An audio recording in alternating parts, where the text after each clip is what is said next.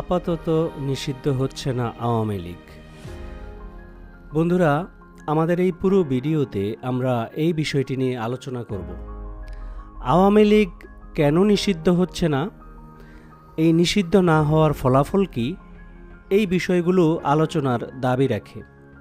আমি অ্যাডভোকেট মোহাম্মদ আলী হোসেন, বাংলাদেশের কুমিল্লা আদালতে কর্মরত আছি। আপনারা জানেন, সাম্প্রতিককালে ছাত্র জনতার একটা দাবি ছিল। দাবিটি হচ্ছে, আওয়ামী লীগ যেহেতু গণহত্যায় জড়িত ছিল জুলাই আগস্টে এবং গত 15 বছরে বিভিন্ন গুম খুনে জড়িত, তাই আওয়ামী লীগকে নিষিদ্ধ করে দেওয়া হোক। কিন্তু বাংলাদেশের কিছু পলিটিক্যাল পার্টি চাইতেছে বা জনগণ চাইতেছে যে আওয়ামী লীগকে নিষিদ্ধ করা হোক, আবার কিছু পার্টি চাইতেছে আওয়ামী লীগকে নিষিদ্ধ না করা হোক। এই নিষিদ্ধ না করা হোকের তালিকায় বাংলাদেশে অপারেট করা পৃথিবীর উন্নত বিভিন্ন দেশের দূতাবাসগুলিও রয়েছে। জনাব আসিফ মাহমুদ, যিনি আমাদের একজন ছাত্র জনতার উপদেষ্টা, তিনি বলেছিলেন যে দূতাবাসগুলির চাপ রয়েছে। জাহাঙ্গীরনগর ইউনিভার্সিটিতে একটা প্রোগ্রামে সেই কথা বলেছিলেন।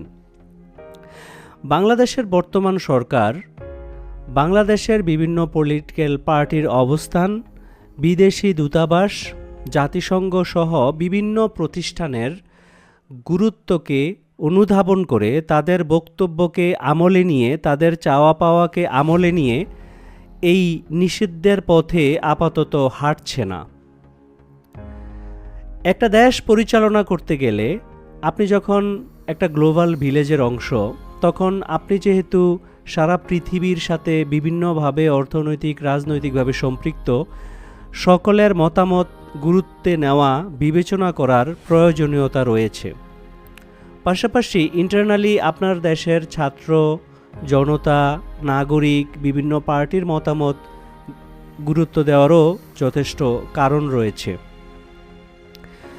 আওয়ামী লীগকে নিষিদ্ধ করা, নিষিদ্ধ হতে চাওয়া, এই বিষয়টি নিয়ে আসিফ নজরুলের বা সরকারের অবস্থানটা যদি আমরা বুঝতে চাই, আপনারা জানেন যে ডক্টর ইউনূস বলেছেন যে বিএনপি চায় না আওয়ামী লীগকে নিষিদ্ধ করা হোক।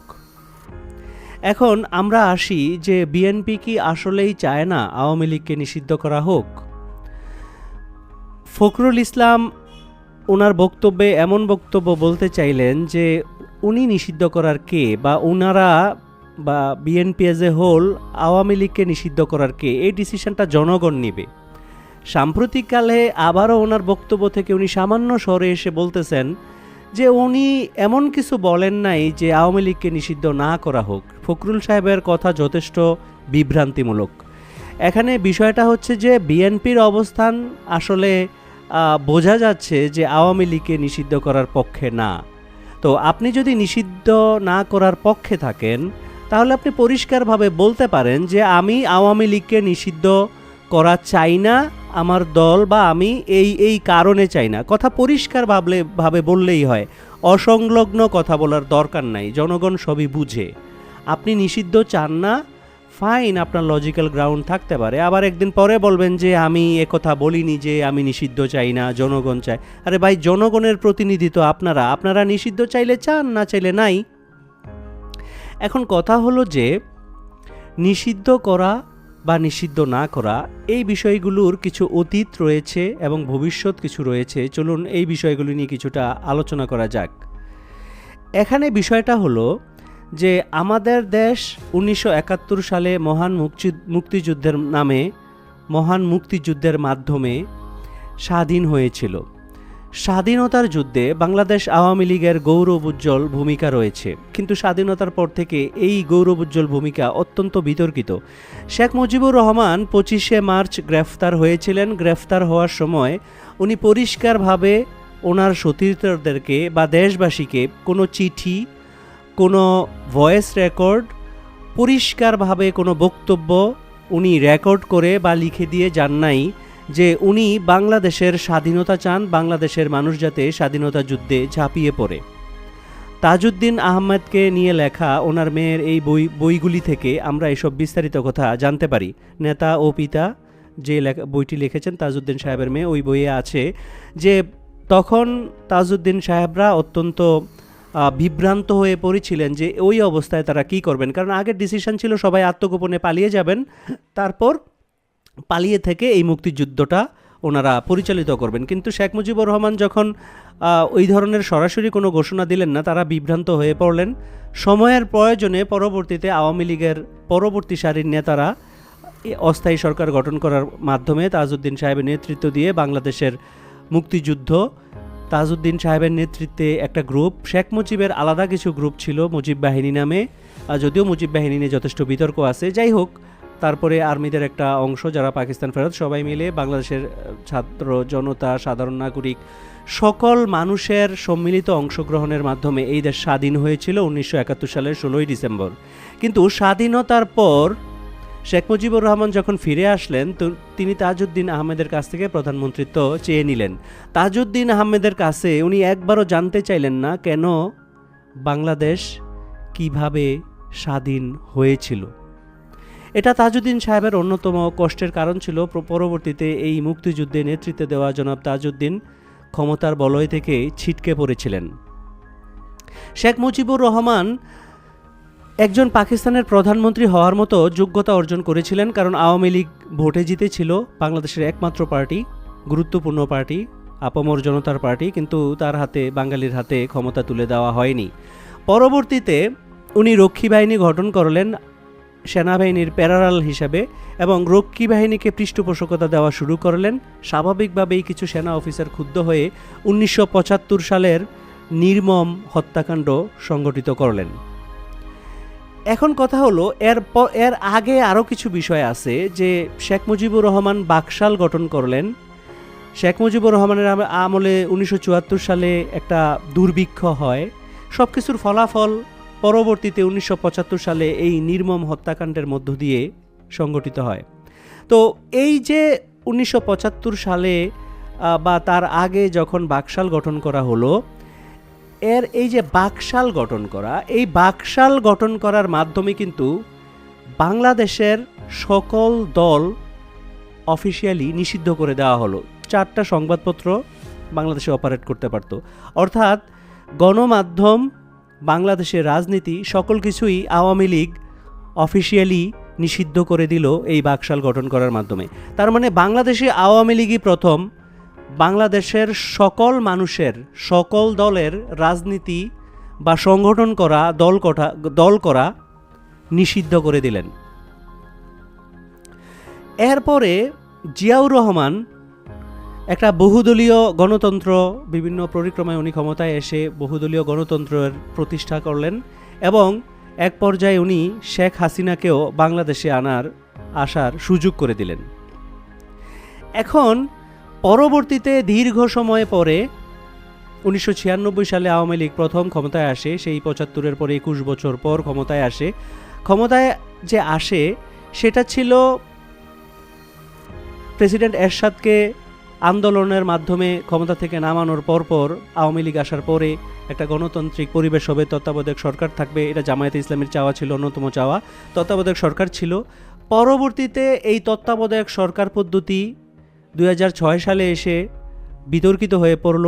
পরবর্তী এই যে সময়টুকু আওয়ামী লীগকে আসলে তখন ইন্ডিয়া ব্যাকআপ দিল, সেনা সমর্থিত সরকার আওয়ামী লীগকে বিভিন্ন কায়দা কৌশলের মাধ্যমে ক্ষমতায় বসিয়ে দিল। এই বিষয়ে প্রণব মুখার্জির একটা বই আছে, সেই বইটা পড়লে আপনারা বিস্তারিত জানতে পারবেন যে ভারত কিভাবে আওয়ামী লীগকে ক্ষমতায় আসতে সহযোগিতা করলো।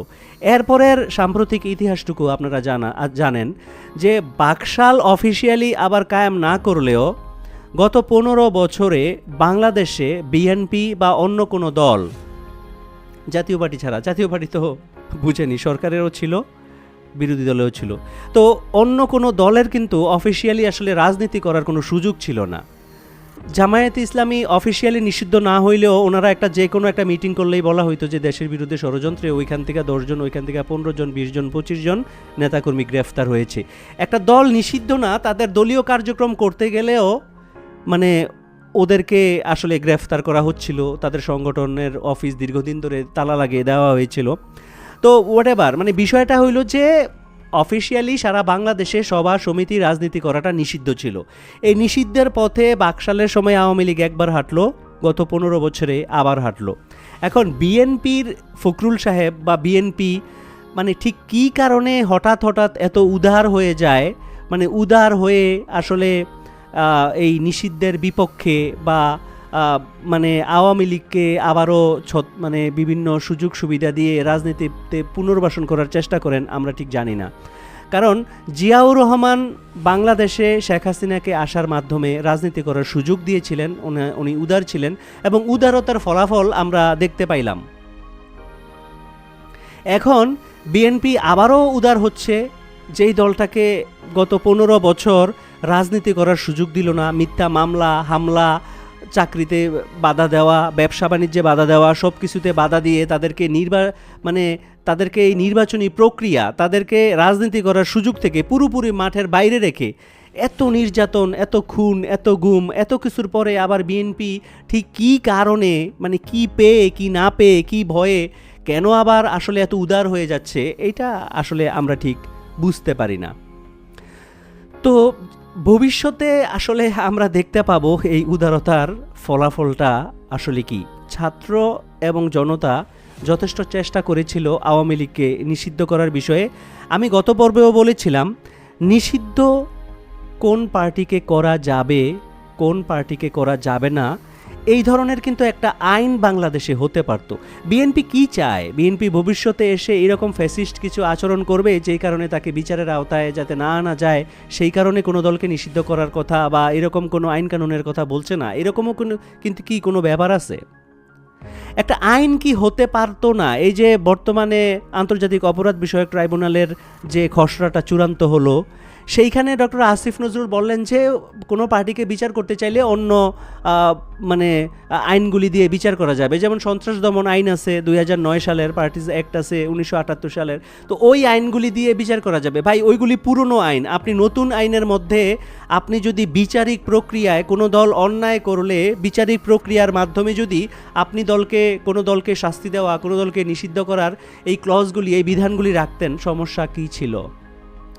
এটা কোন দল দেশ বিরোধী, জনগণ বিরোধী এই ধরনের আচরণ করবে সেটার কথা আমরা বলছি না। সেটা আওয়ামী লীগ করবে, বিএনপি করবে, জামাতে ইসলামী করবে না জাতীয় পার্টি করবে, কোন দল করবে সেটা আমরা ভবিষ্যতে দেখব।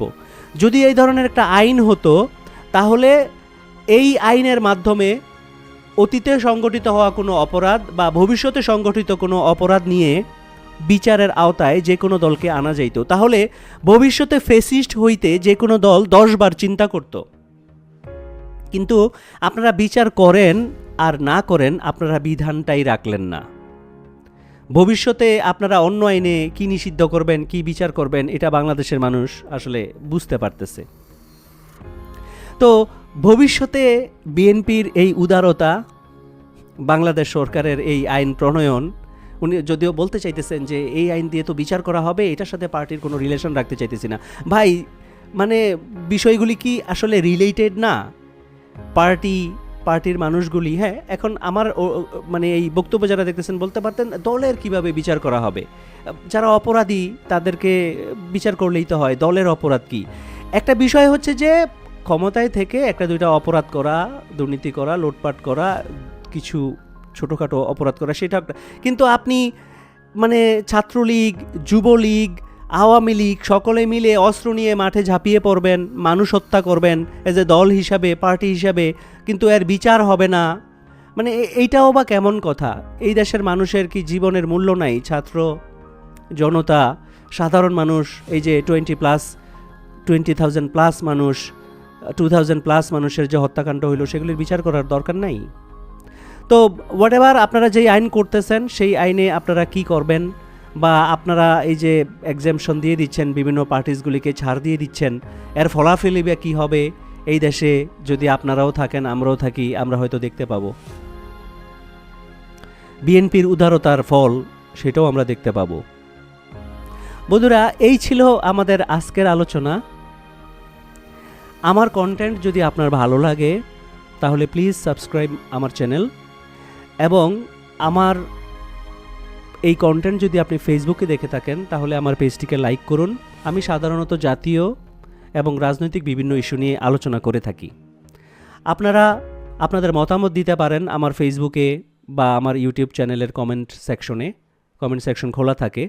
আপনারা সুস্থ থাকবেন, ভালো থাকবেন। আসসালামু আলাইকুম ওয়া রাহমাতুল্লাহ।